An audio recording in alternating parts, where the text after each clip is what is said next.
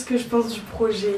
Ça peut être un bien, mais est-ce que ça va pas casser vraiment l'ambiance très tourangelle qu'il pouvait y avoir avec la place Plumereau, la bibliothèque, tous ces monuments qui vont être peut-être moins mis en valeur à cause des 2 tours en verre, ouais.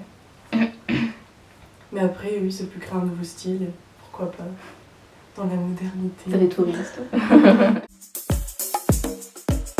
Alors, tout d'abord, ça me fait penser aux destructions qu'il y a eu pendant la Seconde Guerre mondiale. Ça fait un peu un rapport d'année en année du passé avec le futur.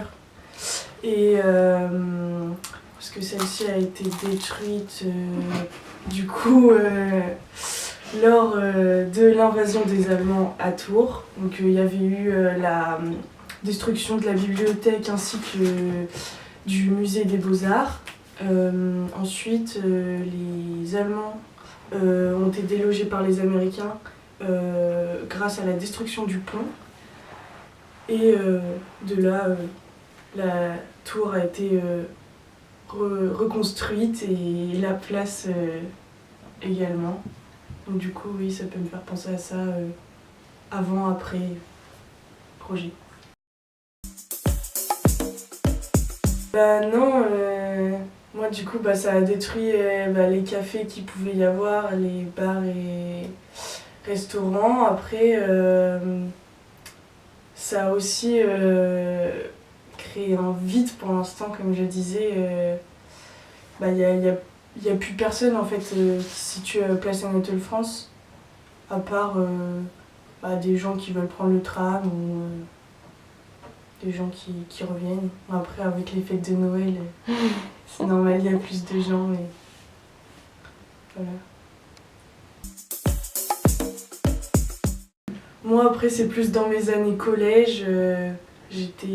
J'allais souvent dans les cafés de la place Anatole France pour discuter avec mes amis, rigoler, etc.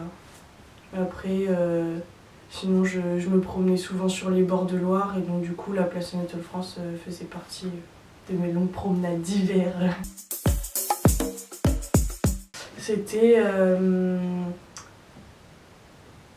juste à côté du musée du compagnonnage. Après, grâce à la fac, donc il y avait beaucoup plus d'ambiance que maintenant, mais peut-être que ça viendra avec le projet. Noël ou pendant les vacances de juillet. Parce que y a la guinguette, tout ça. Mais c'est surtout pour l'animation. Oui, j'ai été à la patinoire l'année dernière.